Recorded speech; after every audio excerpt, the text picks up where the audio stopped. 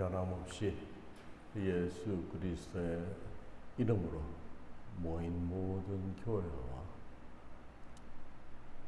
주께서 보내신 성령이 임하시는 초소마다 우리 주님의 은혜와 하나님의 평강이 그곳에도 함께 하시기를 우리 같이 기도합니다. 아멘. 오늘 본문은 오순절의 성령 강림으로 인하여 성령 충만한 베드로가 성령에 붙들려서 하나님의 말씀을 증거한 그 설교한 이후에 나타난 현상들을 묘사하고 있습니다. 이는 한마디로 교회 공동체의 탄생의 모습을 보여주고 있습니다. 42절에서 이 40절 말씀은 초대교회의 원형을 보여주는 중요한 말씀입니다. 오순절 성령 강림을 계기로 수많은 그리스도인들이 생기게 되면서 하나의 모임, 조직체로서의 질서와 체계가 요청되었습니다. 특히 사도 바울은 이 공동체를 가리켜 그리스도의 몸에 비유하였습니다. 교회는 그의 몸이니 만물 안에서 만물을 충만하게 하시는 이의 충만함이라 기록하고 있습니다. 이 말은 교회는 그리스도의 몸이니 만물 안에서 만물을 충만하게 하시는 것, 그 창조주 하나님의 그 충만함으로 그 교회를 충만케 하시겠다고 하나님께서 약속의 말씀을 사도 바울이 이렇게 기록하고 있는 것입니다. 바로 이것이 교회라는 믿음의 공동체입니다. 120명의 문도가 곧 그 성도가 마가다락방에서 성령의 불을 받고 신약의 교회가 출발했습니다. 하나님께서 영을 물 붓듯이 부어주시니 엄청난 거대한 그 공동체가 생겨나게 되었는데 사도 베드로가 말씀을 증거하는 설교를 듣고 하루에 3,000명이 회개하여 돌아오고 그 다음에는 5,000명, 나중에는 셀 수 없는 수많은 무리들이 돌아와 그곳에 새로운 사회가 형성되면서 공동체가 이루어졌습니다. 이는 다른 말로 이러한 새로운 공동체가 어떻게 하나님의 뜻대로 원활하게 작용하기 위해서는 조직체로서의 질서와 체계가 또한 요청되었습니다. 그래서 오늘은 여러분들과 함께 그 공동체가 어떠한 모습이어야 되고 그 속에 하나님께서 진정으로 원하시는 그 공동체의 그 교제, 성도들 간의 그 관계를 오늘 제가 좀 설명을 드리겠습니다.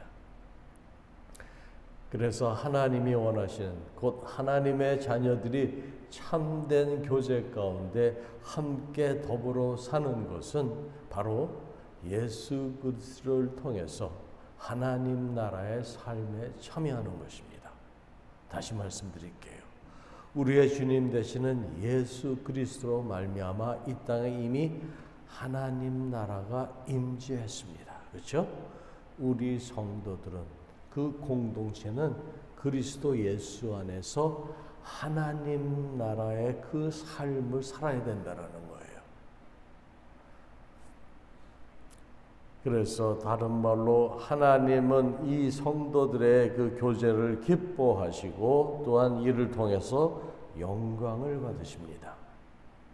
이러한 교제를 코이노니아라고 하는데 우리 그리스도인들에게는 꽤 익숙한 헬라어 단어 중 하나입니다. 코이노니아 많이 들어보셨죠? 많은 그리스도인들은 이 코이노니아의 뜻이 친교라는 것도 알고 이것이 또 영어로 fellowship이라고 번역할 수 있다는 것도 압니다. 또한 디아코니아가 봉사라는 것만큼이나 코이노니아가 친교라는 것은 알려져 있기에 흔히 교회 모임들은 이 봉사와 친교, 그렇죠? 교회 안에 주된 사역이 바로 디아코니아, 그 다음에 코이노니아, 이 두 가지예요. 봉사와 친교. 그래서 자신들의 모임이 존립해야 하는 두 가지 가치를 거기서 찾기도 합니다. 그런데 이 코이노니아의 뜻이 친교라고 할 때 그 친교가 의미하는 진정한 뜻이 무엇을 말하는지 여러분들 한번 생각해 보신 적 있으십니까? 성경에서 이 코이노니아, 교제라는 용어는 크게 두 가지 개념으로 사용됩니다. 첫째는 하나님과 그를 믿는 백성이 맺는 친밀한 관계를 뜻하며, 두 번째는 하나님을 믿는 그리스도인들 상호 간에 나누는 친교, 공통적인 믿음과 경험, 그리고 그러한 표현 등을 말합니다. 그래서 코이노니아를 흔히 친교로 해석하여서 고린도전서 1장 9절 말씀에서 이렇게 말합니다. 너희를 불러 그의 아들 예수 그리스도 우리 주와 더불어 교제하게 하시는 하나님은 미쁘시다. 여기에 교제라고 번역을 해놓았습니다. 여기서 교제로 번역하였지만 이때 이 교제는 친목과는 사실상 무관한 말입니다. 우리 한국 정서에도 뭐 계모임 같은 거 있잖아요. 동창회 모임. 그런 모임들은 친목을 위해서 그런 모임을 가집니다. 하지만 여기서 말하는 교제는 친목과는 실상 무관한 말이에요. 헬라의 코이노니아의 원래 의미는 함께 공동의 무엇에 참여하는 것을 뜻하는 말입니다. 함께 공동의 그 무엇인가에 그들이 동참하는 것을 의미하는 말이에요. 즉, 두 사람 간에 이루어지는 어떤 친교가 아니라 제3의 무엇에 함께 참여하는 것을 뜻한다는 말입니다. 그렇기 때문에 로마서 15장 26절 말씀으로 이는 마케도니아와 아가야 사람들이 예루살렘 성도 중에 가난한 자들을 위하여 기쁘게 얼마를 연보하였음이라는 말이 나옵니다.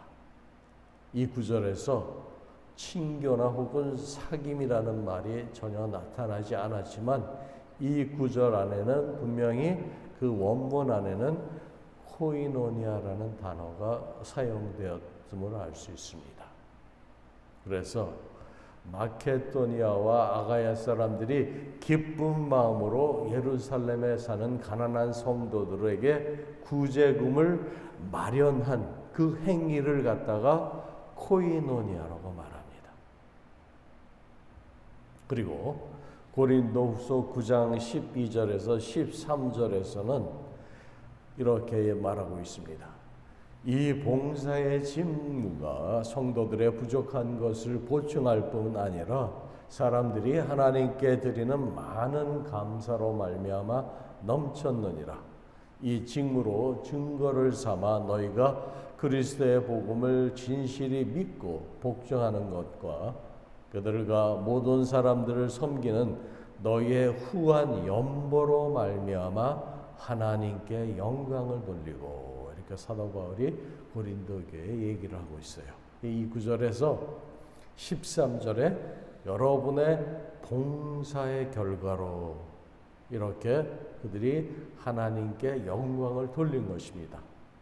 그것은 곧 다른 말로 여러분이 하나님께 순종하여 그리스도의 복음을 고백하고 또 그들과 모든 사람에게 너그럽게 연보로 도움을 보낸다는 사실이 입증되었기 때문에 그 속에 코이노니아 그 의미를 도움을 보낸다는 부분에 이 단어가 사용되었습니다. 헌금하는 일에 함께 참여하다는 그 의미로 코이노니아 이 단어가 사용됐다라는 겁니다. 그래서 여기 도움을 보낸다. 그리고 앞서 제가 말씀드린 그 셈자 제3의 사건에 거기에 참여하는 것에 바로 이 코이노니아의 의미가 있다고 말씀을 드렸습니다. 또한 우리가 그리스도인으로서 그리스도의 고난에 함께 참여한다라는 말 여러분들 많이 들어보셨죠? 우리가 그리스도의 고난에 함께 참여한다. 이 말씀 가운데에도 이 코이노니아가 사용되었습니다. 그래서 만약 코이노니아를 친교로만 번역을 한다면 이 구절에서 바로 그리스도의 고난에 우리가 함께 참여한다는 이 구절에서 코이노니아가 단순히 친교로만 그 번역이 된다면은 이 구절을 우리가 이해할 수가 없어요.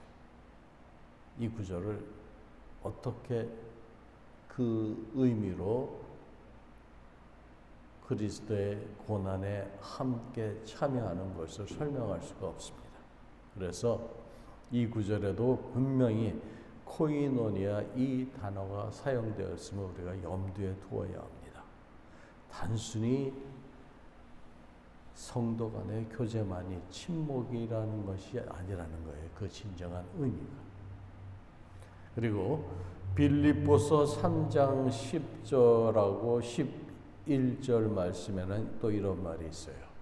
내가 그리스도와 그 부활의 권능과 그 고난에 참여함을 알고자 하여 그의 죽으심을 본받아 어떻게 해서든지 죽은 자 가운데서 부활에 이르려 하노니.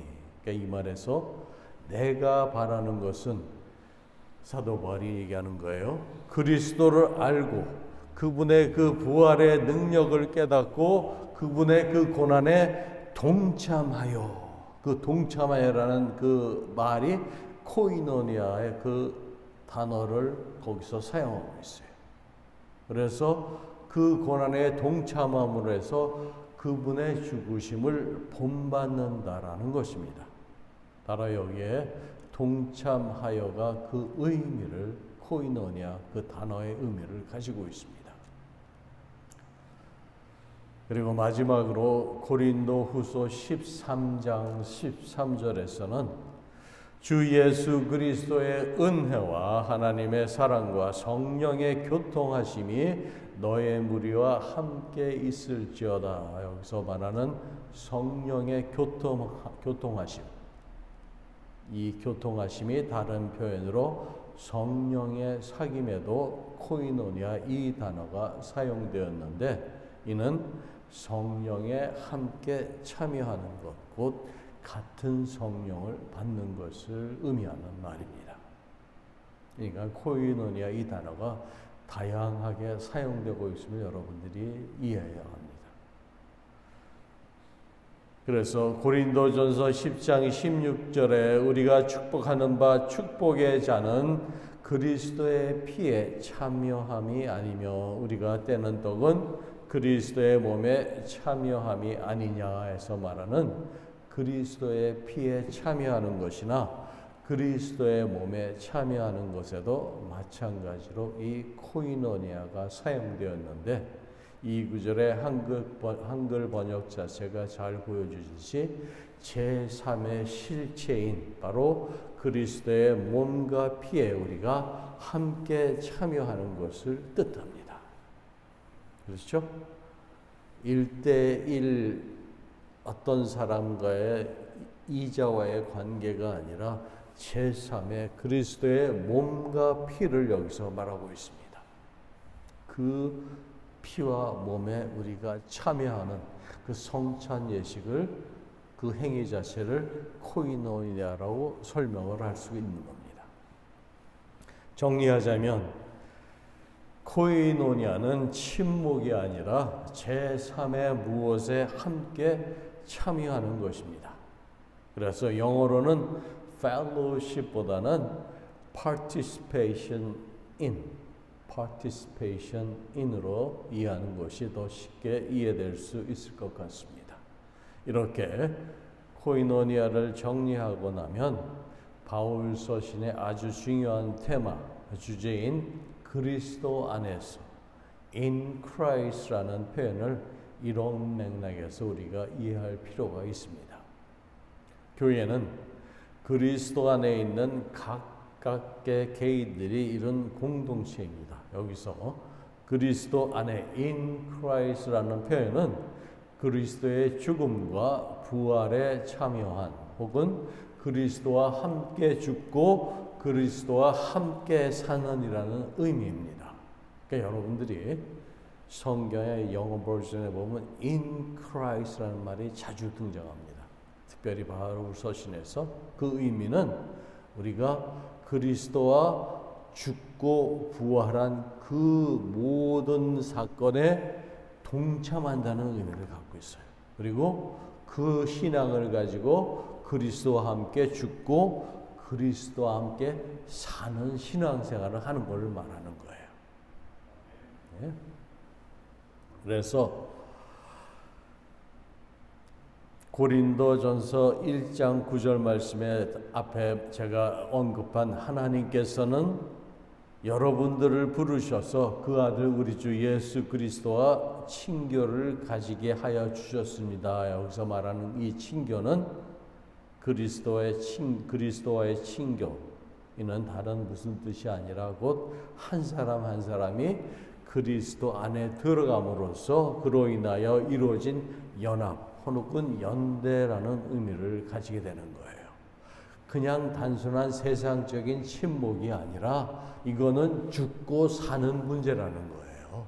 자신의 생명을 들여서 온전히 헌신하는 그러한 릴레이션십을 말하는 겁니다. 그렇죠? 바로 이것이 이러한 모임이 교회라는 겁니다. 그러니까 우리가 교회라는 그 의미, 우리가 그리스도의 부르심을 받은 교회의 한 멤버라는 것이 상당한 의미가 있다는 걸 여러분들이 이해하셔야 됩니다. 그래서 교회는 그냥 사람들의 모임이 아니라 그리스도 안에 참여한 사람들, 곧 participating in Christ, 그러한 연합체를 말합니다. 그래서 그 아들 우리 주 예수 그리스도와의 그 친교가 날마다 풍성하여지기를 우리가 서로 원합니다. 기도합니다. 이 말은 다른 말로 너희도 성령 안에서 하나님의 거하실 처소가 되기 위하여 예수 안에서 함께 지어져 가느니라. 이 말씀과 같은 의미입니다. 이렇게 세상의 흑암 권세를 몰아내고 하나님의 뜻을 펼치고 실현하고 축복을 흘려보낼 교회가 이제 지상에서 시작된 것입니다. 창세기 12장에서 아브라함에게 너로 큰 민족을 이루겠다고 하신 이 말씀은 이 유대민족을 사용하셔서 열방 가운데 복음이 전해지고 마침내 신약의 그 교회가 탄생하게 되기까지 이루실 하나님의 계획이었습니다. 하나님의 관심은 언제나 믿음의 공동체 교회에 있었습니다.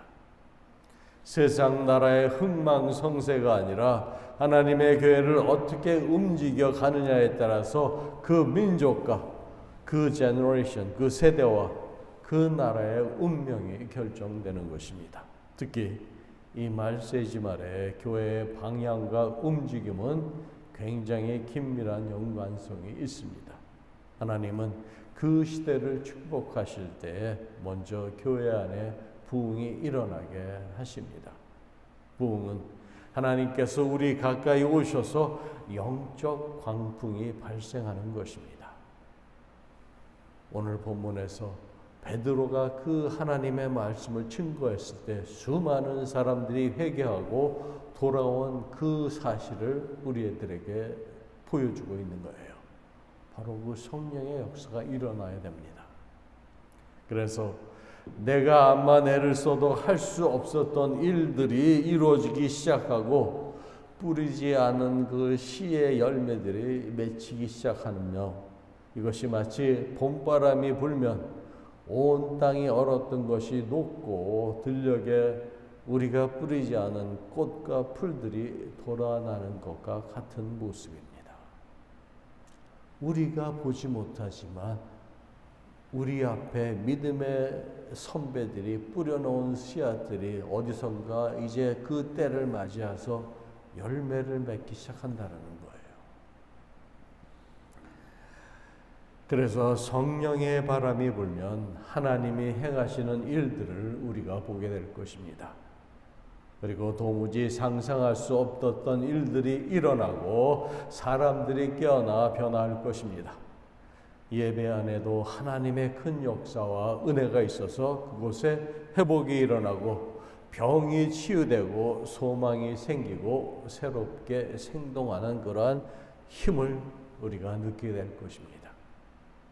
하나님께서 말세에 약속하신 것은 내 영을 모든 육체에게 부어주리니, 바로 이 부어진다는 표현은 충만함을 의미합니다.